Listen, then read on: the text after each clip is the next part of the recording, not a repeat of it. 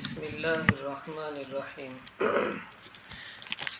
मुहतरम मुकर्रम बुज़ुर्ग व अज़ीज़ो, नमाज के शराइत और अरकान का बयान चल रहा है।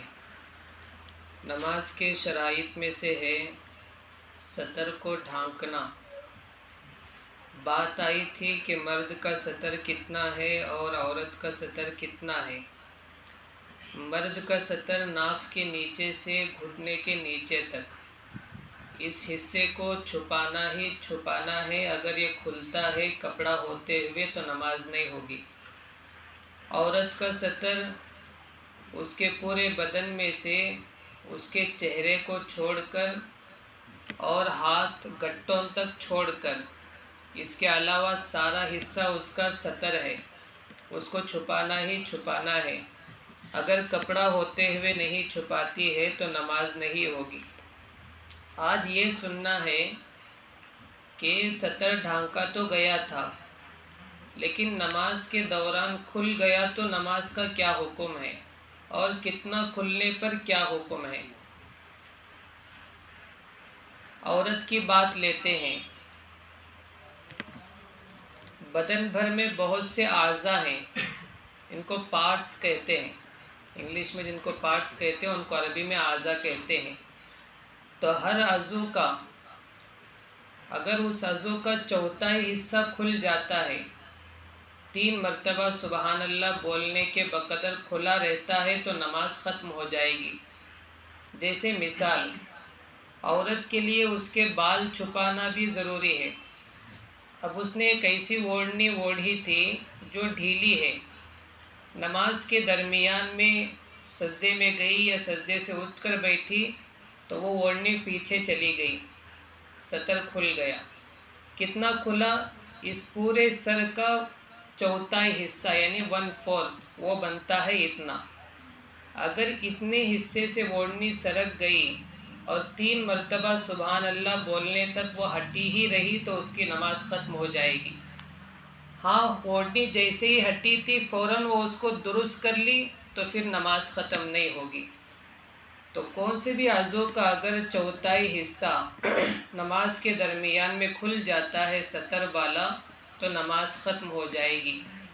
इसी तरह औरतें अपना जो ऊपर का कुर्ता सिलाती है उसमें गला बनता है, आगे से इतना खुला रहता है, पीछे भी इतना ही खुला रहता है।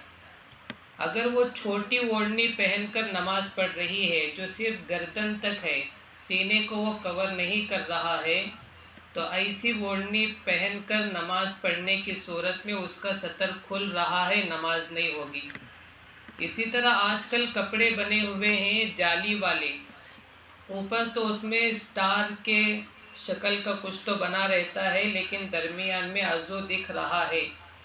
ऐसे कपड़े पहनकर नमाज पढ़ रही है तो वो उस अज़ू को खोल कर ही नमाज पढ़ रही है, गोया वो सतर का हिस्सा ढका नहीं है, नमाज नहीं होगी। अब मर्द की मिसाल लेते हैं। मर्द का तो नाफ के नीचे से घुटने तक सतर है। इसके लिए क्या मिसाल बनेगी? जैसे कोई ढीला ढाला पैंट पहनकर आ जाते हैं, वो जब तक क़ियाम में है, पैंट अपनी हालत पर है, ज़रा रुकू करके उठते हैं तो वो ज़रा नीचे सरकती है। फिर जब सजदे में चले जाते हैं तो वो पैंट पीछे से नीचे की तरफ खींची जाती है वो। तो ये जो पीछे का हिस्सा है ये भी एक पार्ट है। अगर इसका भी चौथाई हिस्से तक वो पैंट नीचे सरक गई और 3 मरतबा सुबहान अल्लाह बोलने तक वो सरकी ही रही, वो सजदा करने वाले ने उसको दुरुस्त नहीं किया तो फिर उसकी नमाज ख़त्म हो जाएगी। उसके पीछे जो बंदा नमाज पढ़ रहा है, अगर उसकी निगाह उस पर अचानक से पड़ गई कोई बात नहीं है। हाँ, जानबूझकर उसको देखते रहना उसकी नमाज तो ख़त्म नहीं करेगी लेकिन उसकी नमाज में कराहत आ जाएगी, उसकी नमाज भी मकरूह होगी। इसी तरह आजकल कपड़े आ रहे हैं जो कटे रहते हैं। पैंट है, जीन्स पैंट जिसमें यहाँ कटा है, नीचे कटा है, फटा तो नहीं है, कटा है, वो दुकान वाला काट कर दे रहा है। अगर वो भी उस हिस्से के चौथाई हिस्से तक, जैसे ये रान है, ये एक पार्ट है, اس کا چوتھا حصہ بنتا ہے اتنا. اگر وہ پینٹ اتنا پھٹا ہوا ہے اس کو پہن کر کوئی نماز پڑھ رہا ہے تو گویا چوتھا حصہ اس کا بھی کھلا ہے. 3 مرتبہ سبحان اللہ بولنے تک کھلا ہی رکھا، اس کو ڈھانکنے کا کوئی نظام نہیں بنایا، تو وہ گویا سطر کھول کر نماز پڑھ رہا ہے، اس کی نماز نہیں ہوگی. تو نماز کے شرائط میں سے ہے سطر کو ڈھانکنا. اس کو ڈھانکنے کے لیے کپڑے کی ضرورت ہے. کپڑے 4 طرح کے ہیں. ایک جائز کپڑا، یہ کون سا ہے؟ جس کے پاس کچھ بھی کپڑا نہیں ہے تو صرف اتنے سائز کا ہے جس میں سطر ڈھانک سکتا ہے، اس کے لیے وہ جائز کپڑا ہے، اتنا ہی پہن کر نماز پڑھ لے، نماز ہو جائے گی. دوسری قسم ہے جس کے پاس ایک سے زائد کپڑا ہے، یہ فضیلت والا کپڑا ہے. اس کے لیے اچھا ہے کہ دونوں کپڑے پہن کر نماز پڑھے، ایک سے نیچے کا حصہ ڈھانک لے اور ایک سے گردن سے کمر تک کا حصہ ڈھانک لے. تیسری قسم ہے جس میں کراہت ہے، مکروہ والا کپڑا. یہ کون سا ہے؟ کہ جس کے پاس 2 کپڑے ہیں ایک سے زائد، اوپر کا حصہ ڈھانکنے کے لیے بھی کپڑا ہے، پھر بھی صرف ایک کپڑے میں نماز پڑھ لیتا ہے، یہ مکروہ ہے. ہاں اگر عذر ہے، جیسے 2 کپڑے تھے، بارش میں بھیگ کر آ گیا، دونوں کو کھولنا پڑا، اندر کوئی سوکھا ہوا کپڑا نہیں ہے، ٹھیک ہے اتنا لمبا ٹوال لپٹ لو جو ناف کے نیچے سے گھٹنے کے نیچے تک ہے، لپیٹ کر نماز کا وقت نکل رہا ہے، نماز پڑھ لے، بات ختم، چل جائے گی. اسی طرح مشین میں ڈالے ہوئے ہیں یا کپڑے سوکھے ہی نہیں ہیں، یہ عذر کی صورتیں ہیں. لیکن عذر نہ ہوتے ہوئے بھی ایک کپڑے میں نماز پڑھنا یہ مکروہ ہے. چوتھی قسم ہے حرام. یہ کون سا ہے؟